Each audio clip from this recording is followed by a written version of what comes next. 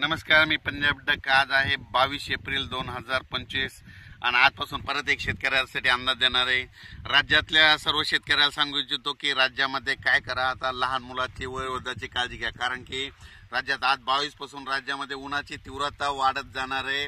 जवळजवळ पारा जवळपास 44-45 अंशापर्यंत जाणार आहे. म्हणून लहान मुलाची वयोवृद्धाची काळजी घ्या. आणि राज्यातल्या सर्व शेतकऱ्याला सांगू इच्छितो, राज्यामध्ये आता उन्हाची म्हणजे तीव्र लाट असल्यामुळे जवळपास 30 तारखेपर्यंत उन्हाची तीव्र लाट राहणार आहे.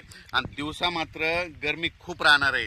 दिवसा अशी गरमी राहील की जसं मुंबईला जसं गेल्यावर गरमी असते तशी आपल्या महाराष्ट्रामध्ये, मराठवाड्यामध्ये, मध्य महाराष्ट्रात, विदर्भात सगळीकडे तेवढी गरमी जाणवणार आहे. म्हणून हा अंदाज लक्षात घ्यायचा.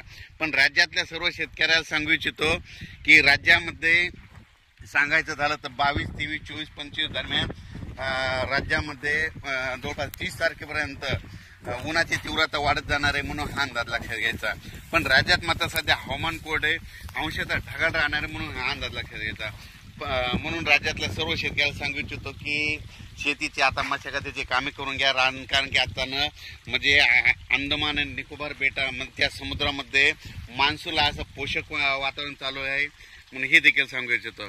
आणि राज्यात परत एक सांगू इच्छितो, राज्यात सध्या उन्हाची तीव्र लाट असल्यामुळं आता शेतकऱ्यांनी काय करायचं, सकाळी सकाळी शेतीचे कामे आटपून घ्यावी.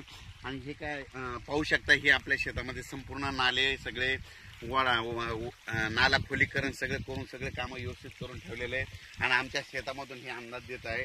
म्हणजे पुढच्या वर्षीची सोयाबीन, तूर याची तयारी करून ठेवायची. आणि शेतकऱ्याला सांगू इच्छितो की शेतकऱ्यांनी कापूस करत असताना खूप काय खर्च करू नका.